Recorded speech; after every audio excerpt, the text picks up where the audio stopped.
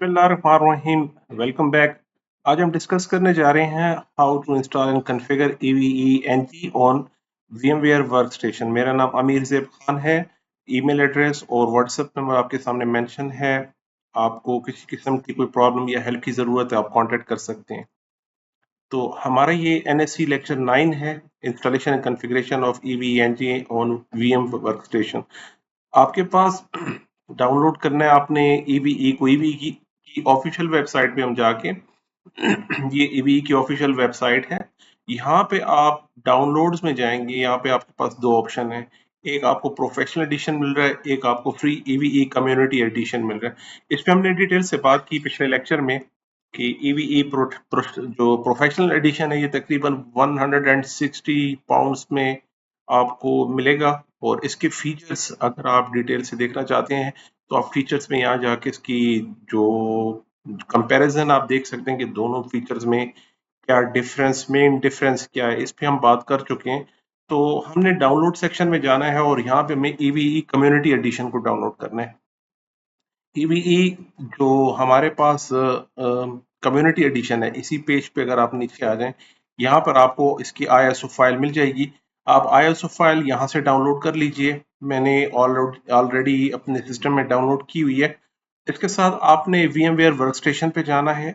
VMware workstation by the way, साथ साथ में आपको इसकी जो अगर आप डॉक्यूमेंटेशन पे जाएं और यहाँ पे वो आपको बता रहा है कि सिस्टम रिक्वायरमेंट क्या है, आप किस किस सिस्टम पे इसे इंस्टॉल कर सकते हैं। Supported hardware and software system, यहाँ पे आपको जो सपोर्टिंग सॉफ्टवेयर हार्डवेयर है ये वो आपको बता रहा है। ये आपको बता रहा है कि आप यूबंटू पे इस एडिशन पे इस सर्वर पे इंस्टॉल कर सकते हैं। VMware EXI 6.7 और लेटर पे इंस्टॉल कर सकते हैं। VMware वर्कस्टेशन कम से कम 16 होना चाहिए वर्जन, और या उससे ऊपर वाला होना चाहिए। आप फ्यूजन, VMware फ्यूजन और 8 और लेटर पे इंस्टॉल कर सकते हैं। VMware प्लेयर पे इंस्टॉल कर सकते हैं। गूगल क्लाउड पे आप इंस्टॉल कर सकते हैं। और नॉट सपोर्टेड जो सिस्टम एंड हार्डवेयर है, ये लिस्ट भी देख लीजिए। इसमें आप देख लीजिए हाइपरवाइजर, माइक्रोसॉफ्ट हाइपरवाइजर पे आप इंस्टॉल नहीं कर सकते इसे। और फर्दर भी आप इसकी डिटेल देख लीजिए। प्रॉक्समॉक्स पे भी आप इंस्टॉल नहीं कर सकते। ये कुछ लिमिटेशंस हैं।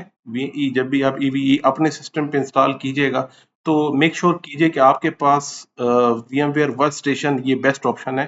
फ्यूजन भी और प्लेयर भी आप इंस्टॉल कर सकते हैं। जब हम डाउनलोड सेक्शन में जाते हैं यहाँ पे और कम्युनिटी एडिशन में अपने वर्जन को जब डाउनलोड करना चाहते हैं तो इसी के साथ वो आपको देखें बता रहा है कि आप यहाँ से वर्कस्टेशन प्लेयर फ्रीली डाउनलोड कर सकते हैं इसे एग्जीक्यूट करने के लिए।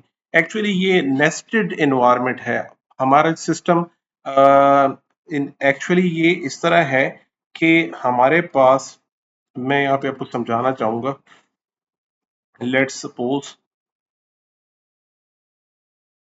हमारे पास ये मेरे पास ऑपरेटिंग सिस्टम है। मेरे पास आपके पास एक लैपटॉप है जिस पे OS चल रही है, ऑपरेटिंग सिस्टम चल रहा है। इसके अंदर हमने VMware वर्कस्टेशन इंस्टॉल कर दिया है और इसके अंदर फर्दर हमारे पास EVE आपने इंस्टॉल कर दिया। तो ये नेस्टेड वर्चुअलाइजेशन हो गई। आपने बेयर मेटल पे इंस्टॉल नहीं किया EVE को। हमने OS के अंदर एक दूसरा हाइपरवाइजर कोई भी यूज किया आपने, वो है, और उसके अंदर जाके हमने EVE को इंस्टॉल किया है। तो अब ये देखिएगा क्योंकि इसकी डिपेंडेंसीज एक तो आपके वर्कस्टेशन पर भी है, इसके प्रोसेसेस पर, और दूसरा आपके ऑपरेट जो होस्ट पे ऑपरेटिंग सिस्टम चल रहा है उस पे भी है, और उसके बाद जो हार्डवेयर आप यूज कर रहे हैं ये है। मेरे पास रैम है, हार्ड डिस्क है, मेरे पास नेटवर्क इंटरफेस कार्ड है, आपके पास हार्ड ड्राइव है, एक्सटर्नल हार्ड ड्राइव है, या कोई प्रिंटर है, आउटसाइड रिसोर्सेस है, वो इसके बाद है। तो जितनी ज्यादा लेयर्स हमारे पास नेस्टेड लेयर्स होंगी वर्चुअलाइजेशन में, उतना थोड़ा सी परफॉर्मेंस पे डेफिनेटली फर्क पड़ेगा। तो अगर आप EVE को VMware EXI सर्वर पे इंस्टॉल करते हैं जहां पे डायरेक्टली हार्डवेयर के ऊपर ही हमारे पास EXI सर्वर है और इसके ऊपर ही आप EVE इंस्टॉल कर रहे हैं, तो फिर आपकी डेफिनेटली परफॉर्मेंस में इसमें और इसमें, ये हमारे पास टाइप 2 जिसे वर्चुअलाइजेशन कहते हैं, ये मेरे पास टाइप 2 है जिसमें नेस्टेड वर्चुअलाइजेशन होती है। ये हमारे पास टाइप 2 है और ये हमारे पास टाइप 1 है। Type 1 virtualization is for for much better than type 2। ये बहुत बेस्ट और अमेजिंग परफॉर्मेंस आपको यहाँ नजर दिखने में आएगी। तो आप यहाँ से डाउनलोड कर लीजिएगा। तो मैंने अपने सिस्टम पे ऑलरेडी डाउनलोड किया हुआ है। आईएसओ फाइल आपको मिल जाएगी। इसे हम VMware वर्कस्टेशन पे लेट्स सपोज एक न्यू वीएम बना लेते हैं, नई वीएम बनाते हैं। और ये मेरे पास 17 है वर्जन। इसमें आप कस्टम पे क्लिक कर लीजिए और नेक्स्ट कीजिए, अपना आईएसओ बता दीजिए। ऑलरेडी इसने सेलेक्ट किया हुआ है जो मैंने मेंशन किया है। जो आईएसओ आपके पास जहाँ पे रखा पड़ा है वो उसे आप सेलेक्ट कर लीजिए, डाउनलोड में होगा आपके पास। मेरे पास ये सॉफ्टवेयर्स में है, यहाँ पे ईवीई में, यहाँ पे ये मेरे पास आईएसओ है। नेक्स्ट कर लीजिए।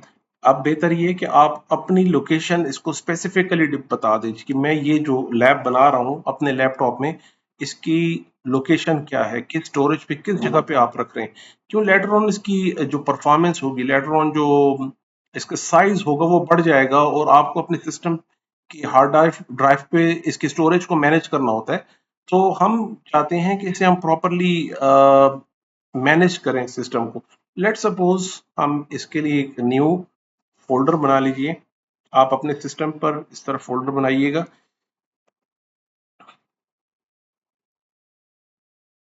जहाँ पे हमें क्लियर पता हो कि मैंने अपने ईवीई को कहाँ पे रखा है। यानी लोकेशन बहुत ज़रूरी है लेटर ऑन इसकी वीएम्स को और इसकी हार्ड ड्राइव को मैनेज करने के लिए। मैक्सिमम प्रोसेसर्स बता दीजिए जितना सपोर्ट कर सकते हैं। मेरे पास 32 प्रोसेसर्स लॉजिकल प्रोसेसर हैं इस लैपटॉप में, लेकिन अब देखिए अगर मैं यहाँ 16 तक सपोर्ट कर रहा है, अगर मैं मजीद करूँ तो यहाँ मुझे ऑप्शन आएगा कि अगर आपने इससे 16 से ज़्यादा किया तो आपकी कॉन्फ़िगरेशन में इश्यूज आएंगी। आप लिमिट ज़्यादा हो गई है हमारी। तो यहाँ पे देखिए 16 जो एवीई हमारे पास कम्युनिटी एडिशन है वो आपको 16 कोर जो प्रोसेसर है यहाँ तक आपको सपोर्ट मिल जाती है इसमें। नेक्स्ट कर लेते हैं। रैम भी हम बढ़ा के 16 पे ले आते हैं। जितने आपके लैपटॉप में हो, आप कम से कम 8 हो और ज़्यादा से ज़्यादा आप जितना मैनेज कर सकें। मेरे पास 32 की टोटल रैम है तो हम 16 तक रैम रख लेते हैं इसमें। अभी के लिए नेटवर्क के किसी ऑप्शन को हम नहीं डिस्कस करना चाह रहे, इसे हम नेक्स्ट लेक्चर में डिटेल से आपको समझाएंगे कि नेटवर्क एडाप्टर आपने कैसे रखना है। अभी हमने एक ही एडाप्टर रख लिया नेट पे। और नेक्स्ट कर लीजिए, नेक्स्ट कर लीजिए। नेक्स्ट एक हार्ड ड्राइव क्रिएट करनी है हमने 200 GB की। लेट सपोज 200, और इसे एक सिंगल फाइल में रख लीजिए। रिकमेंडेड ये है, बेस्ट ये है कि आप एक ही सारी हार्ड ड्राइव को एक ही साथ एलोकेट ना कीजिएगा। अगर आपने इस ऑप्शन को सेलेक्ट किया तो वो 200 को ऑक्युपाइड करेगा इसी वक्त। लेकिन इन ऑप्शंस में ये है कि जैसे जैसे हमारी नीड बढ़ती है।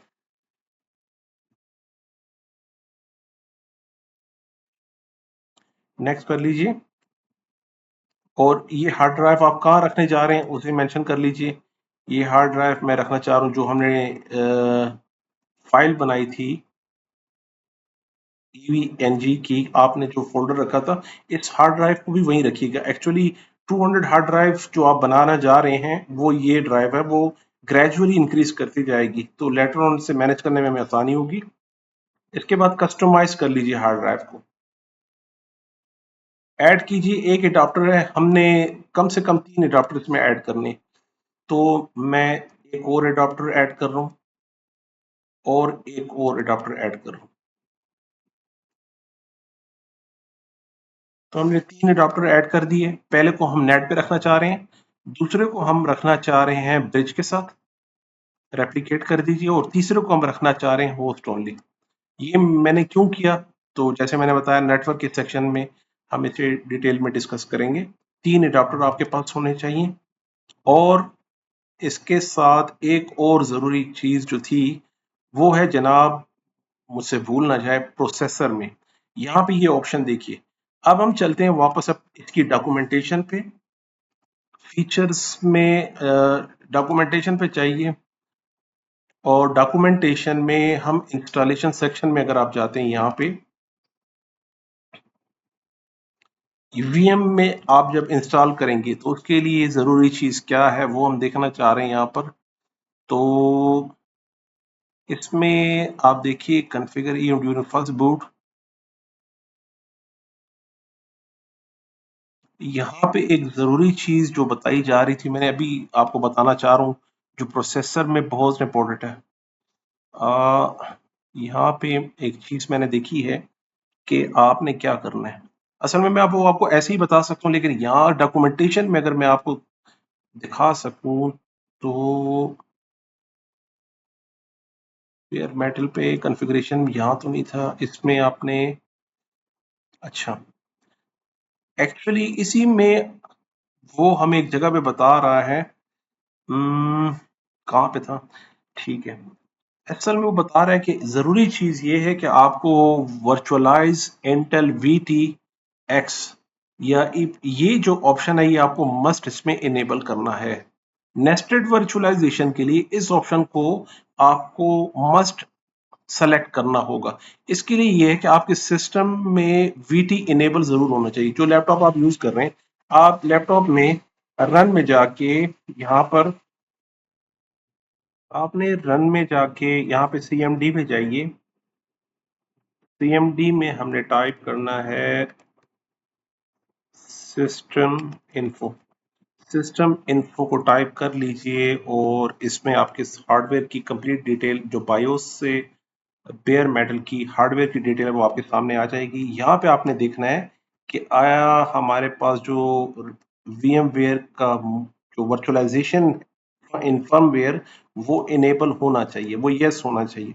यहाँ पे अगर नो हो आपके पास, ये इनेबल ना हो फर्मवेयर में, वो आप बायोस से इनेबल कर सकते हैं। अगर आपके लैपटॉप में वो फीचर वीटी इनेबल आपका सिस्टम कैपेबल है उसके, तो आप वहां से इनेबल कर सकते हैं। ये अगर यस है तो ये यहाँ पे ये भी काम करेगा।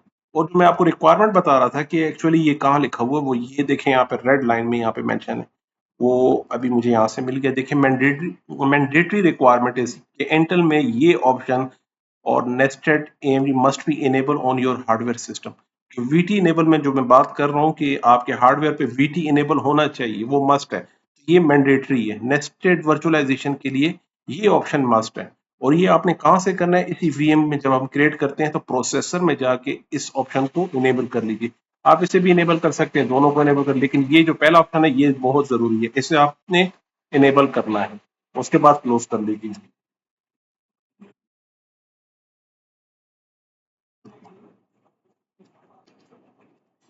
यहाँ पे फिनिश, हमने अपनी जो वीएम थी वो हमारे पास यहाँ पे लोड हो रही है। इसकी इनिशियल जो इंस्टॉलेशन है, इससे पहले ओवीएफ फाइल अवेलेबल थी ईवीई की वेबसाइट पे। अब वो अवेलेबल नहीं है। लेटेस्ट उन्होंने आईएसओ को रखा है डाउनलोड के लिए। तो आईएसओ कंसिडरेबली ज्यादा टाइम लेगा इंस्टॉलेशन के लिए। तो वीडियो की लेंथ को सेव करने के लिए कि इस वीडियो ज़्यादा तवील ना हो जाए, तो ये इंस्टॉलेशन प्रोसेस जैसे मैंने बताया टाइम ज़्यादा लेता है। तो इसलिए जो गैर ज़रूरी स्क्रीन से जहाँ पे गैर ज़रूरी हमें वेट करना पड़ रहा है, उसमें मैं वीडियो को पॉज कर रहा हूँ। जब आप इंस्टॉलेशन करेंगे आपके सामने यही सेम स्क्रीन आएगी, जो इसके की पॉइंट्स हैं तो मैं वो साथ साथ मेंशन करता जा रहा हूँ। बाकी ये पैकेजेस अब इंस्टॉल हो रहे हैं, तो उसके लिए हम इसको पास कर लेते हैं। वो टाइम इस पे बहुत लगने वाला है। तो जो जरूरी सी स्क्रीन सेक्शन आएंगी मैं वो आपको साथ साथ मेंशन कर रहा हूँ।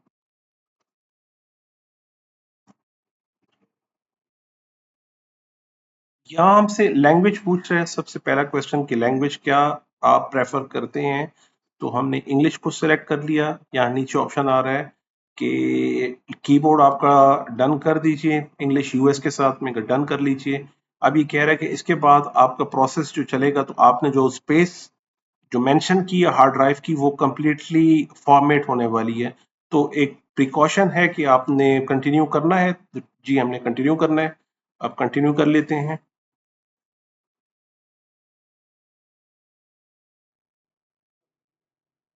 इस ऑप्शन के बाद अब हम इसे रिबूट करने जा रहे हैं। यहाँ पे ये ऑटोमेटिक रिबूट हो जाएगा। तो अगेन कॉन्फ़िगरेशन स्टार्ट हो गई है। जैसे ही ये इंस्टॉलेशन कंप्लीट हो जाए, आपको यहाँ पे कहीं आईपी दिखाई नहीं देगी। मोस्ट इम्पोर्टेंट ये है कि ईवीई जो वेब एक्सेस है वो किसी आईपी के थ्रू होगी। जैसे यहाँ पे मेरी अपनी प्रीवियस मशीन चल रही है, इस पे ये आईपी है जिसे हम यहाँ पे एक्सेस कर सकते हैं। यहाँ पे अगर आप देखिए तो ये इसका इंटरफेस यहाँ पे आपको अवेलेबल हो जाएगा, यहाँ पर अभी आ जाएगा। तो एक्चुअली मुझे ये आईपी चाहिए थी, तो वो आईपी हमें अभी यहाँ से मिल नहीं थी। यहाँ पे जो न्यू इंस्टॉलेशन है उसके लिए क्या करना है आपको, आपको पहले लॉगिन करना है। लॉगिन के लिए यूजर नेम रूट है और पासवर्ड यहाँ मेंशन है। यहाँ पे अगर आप देखिए तो आप बता रहा है कि हमारे पास जो यूजर नेम है वो रूट है और पासवर्ड इसका ईवीई है, क्लियरली मेंशन है। तो आपने यहाँ से फर्स्ट टाइम लॉगिन करना है, रूट और पासवर्ड ईवीई, और यहाँ पे एक विजिट आ जाता है। अब देखिए यहाँ पे आप अपना पासवर्ड रखिए, तो हम अपना पासवर्ड मैंने रख लिया, ईवीई ही रखा मैंने। आप अपनी मर्जी से रख लीजिए, इसे नेक्स्ट कर लीजिए, नेक्स्ट कीजिए, इसे भी नेक्स्ट कर लीजिए, इसे भी ओके करें, इसे भी ओके कीजिए, एंड दैट्स इट। और आपने इसके अलावा कुछ नहीं करना। बाय डिफॉल्ट जैसे सेटिंग है उसी तरह रहने दीजिए और नेक्स्ट नेक्स्ट करके प्रोसीड कर दीजिए।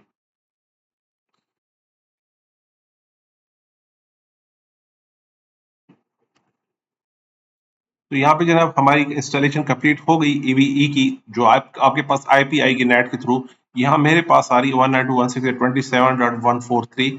तो 27.143 को एक्सेस कर लेते हैं। 27.143 और हिट इंटर। तो फर्स्ट लॉगिन स्क्रीन आपके सामने। यहाँ पे यूजर नेम, यहाँ पे एडमिन है, GUI स्क्रीन पे यूजर एडमिन है और पासवर्ड ईवीई ही है जो हमने वहां पे रखा है। तो ये आपके पास फर्स्ट इंटरफेस आ जाएगा। यहाँ पे आपने जितनी लैब्स बनानी है, फॉर एग्जांपल मुझे फर्स्ट लैब के लिए एक फोल्डर हम बना लेते हैं। यहाँ पर इसके लिए हम नाम देते हैं इसे, पहले आप नाम मेंशन कर लीजिए। हम कहते हैं कि my first lab, let's suppose हमने माय फर्स्ट लैब के साथ इसको नाम मेंशन कर दिया, ऐड फोल्डर। यहाँ पे आके हमने अपनी न्यू लैब बनानी है और लैब के लिए लेट्स सपोज बेसिक नेटवर्किंग के नाम से आपकी जो लैब है उसको अकॉर्डिंगली आप नाम दे दीजिए और ये इंटरफेस आपके सामने है। ये वाइट मोड में है, इसे आप ब्लैक मोड में कर सकते हैं, शिफ्ट कर सकते हैं, और मुझे बेसिकली खुद तो वाइट मोड पसंद है। और इसके साथ अगर आप यहाँ नोट पे जाइए, अब जरूरी चीज ये है कि इसके अंदर आपके पास इमेजेस होना जरूरी है। तो ये सब देखिए आपके पास ऑप्शन अवेलेबल नहीं है। ये सारे जितने भी वेंडर्स के अप्लायंसेस हैं इसमें आपके पास सिर्फ हो सकता है वर्चुअल पीसी अवेलेबल होगा। यहाँ पे देखिए वर्चुअल पीसी एक अवेलेबल है। लेट सपोज मैं इसे आपको सिर्फ यहाँ पे बता सकता हूँ, ये एक वर्चुअल पीसी अवेलेबल है। इसके अलावा ना सिस्को का कोई ऑप्शन है। फॉर एग्जाम्पल यहाँ मैं आईओएल करता हूँ, सिस्को के ना राउटर है ना स्विचेस है। इसमें हमारे पास और अभी के लिए कोई ऑप्शन नहीं है। वो नेक्स्ट क्लास में देखते हैं कि आप इमेजेस किस तरह अपलोड करते हैं। तो जनाब ये था पहला लेक्चर कि हमने किस तरह आपने ईवीई की आपने ईवी को इंस्टॉल कैसे करना है वर्चुअल मशीन में, किस तरह लेके चलना है, डेमोन्स्ट्रेशन हमने देख ली। तो जनाब कोई आपका क्वेश्चन है, मेरे कॉन्टेक्ट यहाँ पे मेंशन है, आप please feel free to contact कर लीजिए। कोई भी क्वेश्चन हो कमेंट्स कीजिए, लाइक कीजिए। अपना ख्याल रखिएगा जी, अल्लाह हाफिज।